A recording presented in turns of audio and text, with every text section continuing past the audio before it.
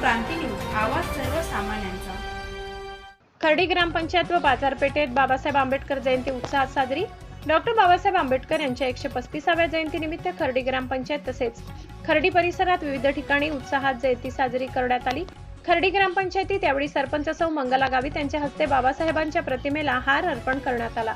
तसेच उपसरपंच प्रशांत खर्डीकर व सभासद व खर्डी ग्रामपंचायतचे ग्रामसेवक दीपक साबळे यांच्या वतीनेही हार अर्पण करून बाबासाहेबांना कोटी कोटी प्रणाम करत शुभेच्छा देण्यात आल्या। तसेच पंचशील नगर बुद्धविहार महात्मा फुले कॉलनी येथे बुद्धवंदना घेऊन अभिवादन करण्यात आले। त्याचबरोबर खर्डी नाक्यावर चालक मालक संघटना, जीप चालक खर्डी आनंदनगर तसेच खर्डी भारतीय जनता पार्टी भाजप शहर यांच्या वतीने जयंतीनिमित्त कार्यक्रमाचे आयोजन करण्यात आले।